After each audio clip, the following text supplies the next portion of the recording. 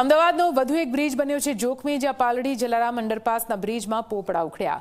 બ્રિજમાંથી લોખંડના સળિયા દેખાતા સુરક્ષા સામે ઉઠી રહ્યા છે સવાલ।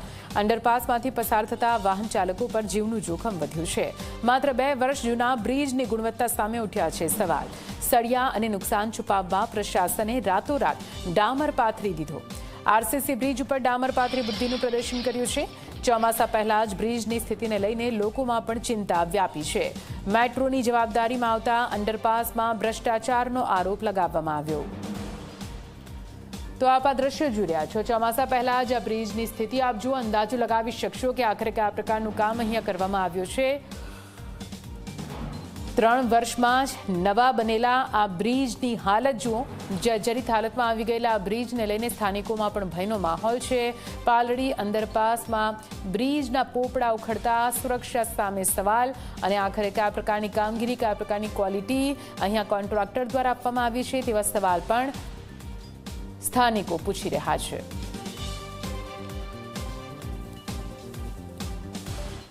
શહેરમાં કરોડોના ખર્ચે અંડરપાસ અને ઓવરબ્રિજ બનતા હોય છે અને વારંવાર તેમાં બેદરકારી પણ સામે આવતી હોય છે।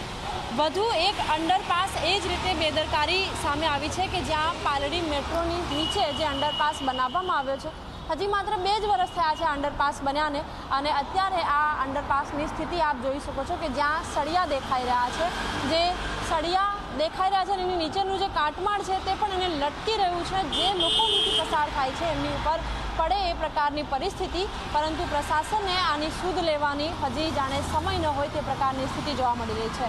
આ જે અંડરપાસ છે એના રખરખાવની જવાબદારી મેટ્રોની છે, પરંતુ જે કામગીરી છે એ કરવામાં નથી આવતી। હવે પરિસ્થિતિ એ છે કે અમદાવાદ મહાનગરપાલિકા લાચાર બનીને મેટ્રોને માત્ર લેટર લખી રહ્યું છે, કારણ કે આ બ્રિજ હજી સુધી અમદાવાદ મહાનગરપાલિકાને સોંપવામાં નથી આવ્યો, અને પરિસ્થિતિ એ છે કે મેટ્રો કામ કરતું નથી અને અમદાવાદ મહાનગરપાલિકા માત્ર લેટર લખે છે, પરંતુ આ વચ્ચે જાહેર જનતા હાલાકીનો સામનો કરી રહી છે। કેમેરામેન ઉમેશ પરમાર સાથે સપના શર્મા, ઝી24 કલાક, અમદાવાદ।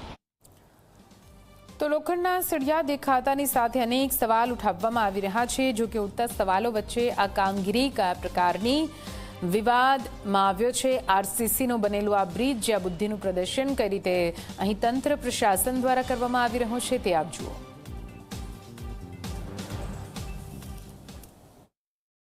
પાલડી મેટ્રો સ્ટેશનની નીચે બનેલું જે અંડરપાસ છે ત્યાં હું અત્યારે ઉપસ્થિત છું। આ અંડરપાસ માત્ર 2 જ વર્ષમાં હવે બોલતું થઈ ગયું છે કે કઈ રીતે ભ્રષ્ટાચાર અહીં કરવામાં આવ્યો છે। આપ દ્રશ્યો જુઓ, આરસીસીનો જે અંડરપાસ સમગ્ર બનાવવામાં આવ્યો હતો, પરંતુ હવે તેમાં પોપડા પડી રહ્યા છે, રોડ તૂટી રહ્યા છે, અને તેના ઉપર ઢાક પીછોડો કરવા માટે આરસીસીનું નથી પરંતુ ડામરનું જે કામ છે એ કરવામાં આવી રહ્યું છે। દ્રશ્યો હાલ આપ જોઈ રહ્યા છો, અહીંથી ઘણા બધા લોકો પસાર થાય છે। આગળ થોડા જ અંતરે જઈએ તો અહીં પાણી સતત ટપકતું રહે છે। આ મહત્વની વાત અહીં એ છે કે આ જે બ્રિજ છે એની રખરખાવની જવાબદારી મેટ્રોની છે, પરંતુ એવી કોઈ કામગીરી અહીં કરવામાં નથી આવતી। માત્ર અંડરપાસ બનાવી દેવામાં આવ્યો અને તેને લોકોના હવાલે છોડી દેવામાં આવ્યો, પરંતુ તેનો મેન્ટેનન્સની વાત હોય કે પછી બેદરકારી જે રીતે જોવા મળી રહી છે એની સામે પગલાં લેવાની કોઈ પણ વાત પ્રશાસન નથી કરી રહ્યું। આ સામે અમદાવાદ મહાનગરપાલિકા માત્ર મેટ્રોને લેટર લખે છે, પરંતુ જાણે એક લાચાર સંસ્થા હોય તે પ્રકારે આખી કામગીરી જે કરવાની થાય છે એ કામગીરી નથી થઈ રહી।